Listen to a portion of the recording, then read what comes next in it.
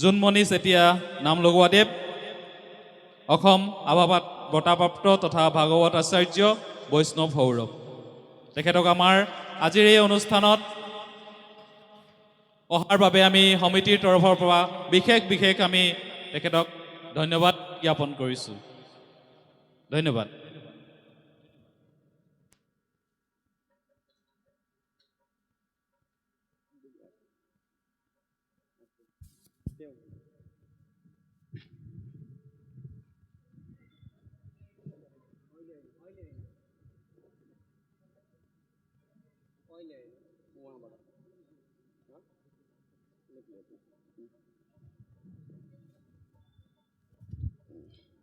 Hell, check.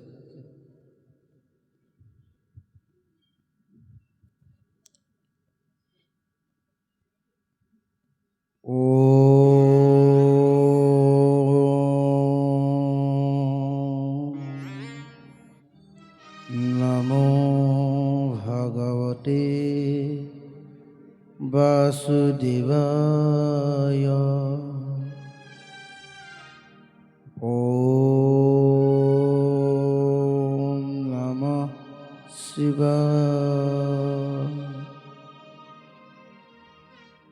प्रभु ईशनमि गुणहि गरल भरम run निजितय दुर्जय प्रणाम्यहं शिव शिव कल्पतरो श्री कृष्णय वासुदेवाय देवकी नंदनाय स नंदगोपकुमाराय गोविंदाय नमो नमः।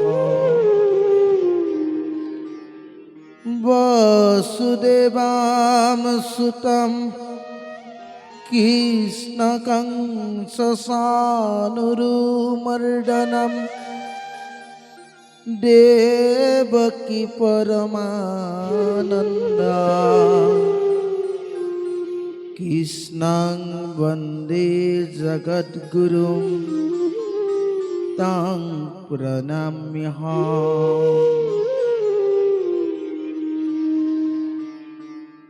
যিজনাৰে কৃপাত আমি সকলোৱে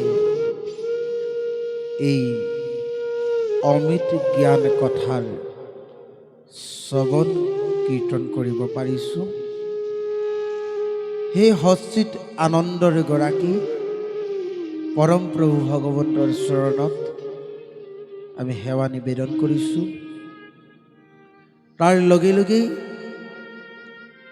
এই অসমৰ বৈষ্ণৱ ধাৰাত যিজনা গুৰুৰ কৃপাত আমি সংসাৰৰ হাত সাৰিব পাৰোঁ, সেইজন গুৰুৰ চৰণত আমি সেৱা নিবেদন কৰিছোঁ। নন্দুস্তু কুসুম্বৰ সাক্ষাৎ যশোয়া সৈত্য চন্দিকা তনুজ শঙ্কর নাম কলম নাশক কৃষ্ণ প্রিয়তম আত্মা শঙ্কর পরম গুরু নিত্রাহং ইত্রাহি সৈতং পুনঃ পুনঃ। আৰু এই ব্যাসপীঠত উপস্থিত থকা গুৰুজনৰ চৰণত বন্দনা কৰা হৈছে। ভাগ্যে দৰিখন ভৈল কোটি কোটি জন্ম সফল হইল মোৰ গৃহ তীৰ্থ তুয় ধিক পবিত হৈল যিহেতু জগত গুৰু আপুনি প্ৰবেশিল যিজনা গুৰুৱে শ্ৰী শ্ৰী শিৱলিংগ মহাপুৰাণ জ্ঞান মহাযজ্ঞৰ আৰু নৰ্মদেশ্বৰ শিৱ পৰিবাৰৰ প্ৰাণ প্ৰতিষ্ঠা অনুষ্ঠানত আপোনালোকক অমিত কথাৰে আপ্যায়িত কৰি ৰাখিছে এই জীৱন অমিতময় কৰি তুলিছে সেইজনাৰ গুৰুৰ পদপংকজত আমি সেৱা জনাইছোঁ লগতে আমাৰ সন্মুখত বহি থকা গকুলৰ গোপিনী স্বৰূপ আই মাতৃসকল ভকত বৈষ্ণৱসকল দেশৰ ধৰণী স্বৰূপ যুৱক যুৱতীসকল নৱপ্ৰজন্মৰ তথা আমাৰ বন্ধু বান্ধৱী সবাৰ চৰণত মান্য অনুসাৰে ভক্তিৰ শ্ৰদ্ধা সেৱা আৰু অৰ্ঘ্য অৰ্পণ কৰা হৈছে আজি এই 3 মাইল উদয়পুৰ ভুজাল গাঁৱত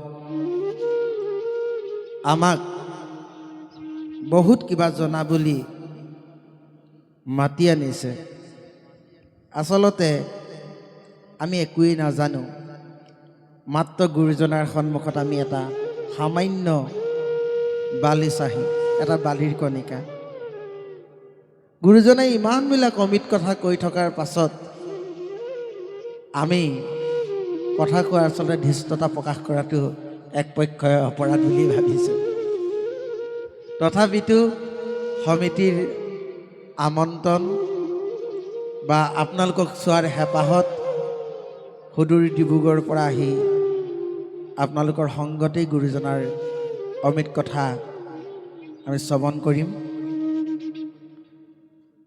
এতিয়া কথা হ'ল গুৰুজনাই যিটো ধাৰাত কৈ আছে গুৰুজনাৰ লগত আমাৰ কথাখিনি অকণমান পৃথক হ'ব বাটত পোৱা কমাৰ দা গহিদে আমাৰ গতিকে গুৰুজনাই লিংগ পুৰাণৰ পৰা যিখিনি কথা কৈ আছে মাত্ৰ আমি অকল দৰ্শনৰ ওপৰতহে আপোনালোকৰ লগত দুটামান কথা পাতিব বিচাৰিম যদি কিবা ভুল ভ্ৰান্তি হয় আপোনালোকে ক্ষমাপন্ন কৰিব মোক অকণমান মনিটৰ লাগিছিলে মনিটৰটো পোৱা নাই মানে শব্দযন্ত্ৰত থকাসকলক মনিটৰটো অকণমান দিবলৈ কৈছোঁ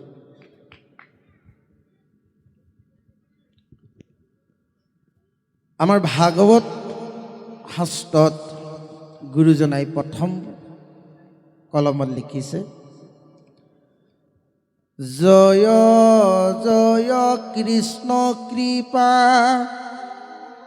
ময় মহেশ্বৰ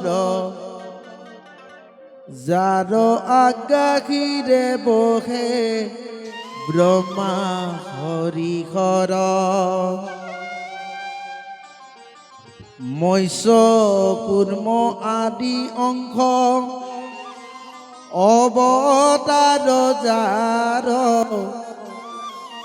ঈশ্বৰ কৃষ্ণক কৌটি কৌটি নমস্কাৰ জয় জয় কৃষ্ণ কৃপা ময় মহেশ্বৰ যাৰ আজ্ঞা হিৰে বহে ব্ৰহ্মা হৰি হৰ মহেশ্বৰ মানে আমি শিৱ বুজি পাওঁ ব্ৰহ্মা বিষ্ণু মহেশ কিন্তু এজন তাৰ ওপৰতো মহেশ্বৰ আছে যিজন মহেশ্বৰৰ আজ্ঞা ব্ৰহ্মা বিষ্ণু শিৱই পালন কৰে ব্ৰহ্মাই সৃষ্টি কৰিলে বিষ্ণুৱে পালন কৰিলে ৰুদ্ৰে সংহাৰ কৰিলে সেই আদি মহেশ্বৰ কোন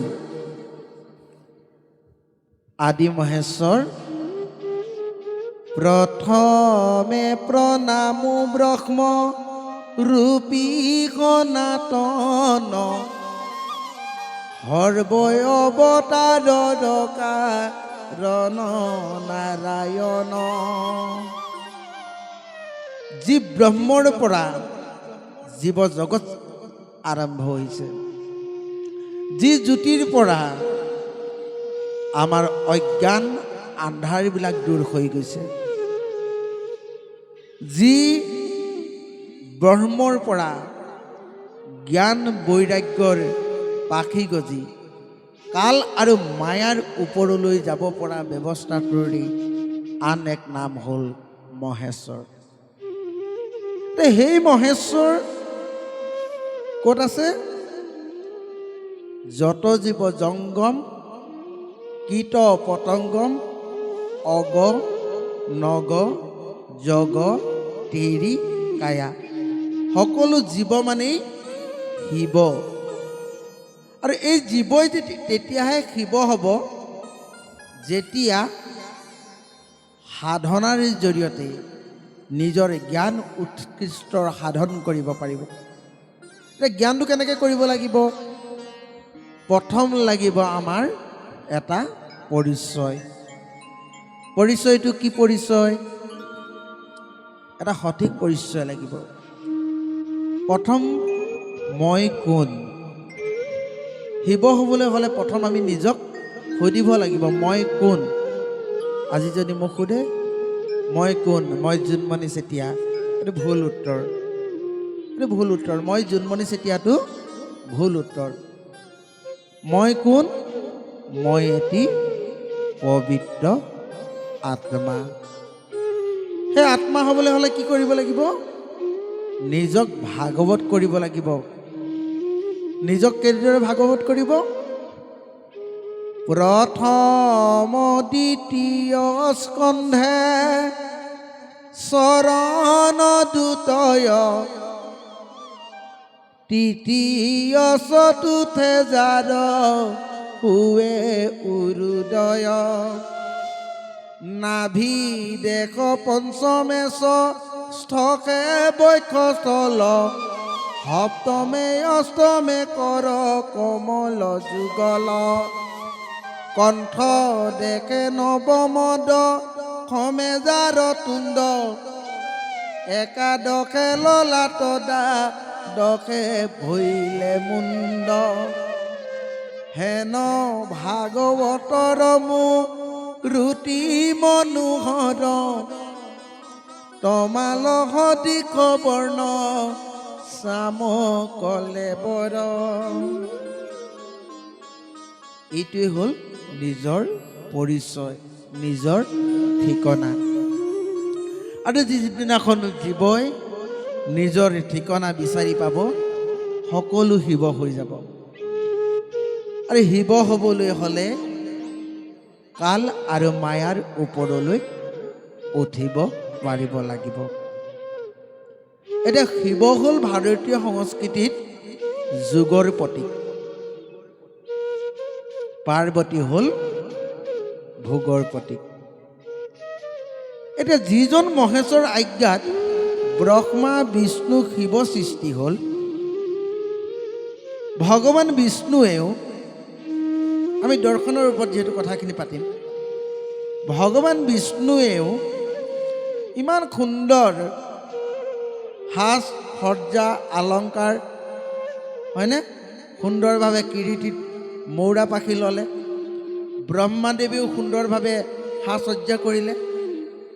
একেজন ঈশ্বৰৰ পুত্ৰ তিনিজন, এজনৰ কাৰণে নুজুৰিলে নেকি? যিয়ে নেকি বাঘৰ ছাল পিন্ধিবলগীয়া হ'ল। ভগৱন্ত বিষ্ণুৱে অজানুলম্বিত বনমালা, কৌস্তৱমণি সকলো পিন্ধিলে। কিন্তু মোৰ প্ৰভু শিৱ মহাদেৱে কি পিন্ধিলে? কাষেৰে গৈ থকা এটা সাপ আনি ডিঙিত মেৰিয়াই ল'লে। নুজুৰিলে নে ভাগবিধ কৰোঁতে কিবা খেলি মেলি হ'ল? ভাগবিধ কৰোঁতে খেলি মেলি হোৱা নাই। অৰ্থাৎ শিৱ হ'ল যুগৰ প্ৰতীক। অৰ্থাৎ আৰু এটা আমি দৰ্শন চাম, তো গুৰুজনাই শংকৰদেৱ গুৰুজনাই আমাৰ কীৰ্তনত লিখিছে, তলৈকৈ আক্ৰমিলা চৰণৰ গতি, তজু পাদুদকে গংগা ভৈলা উতপতি।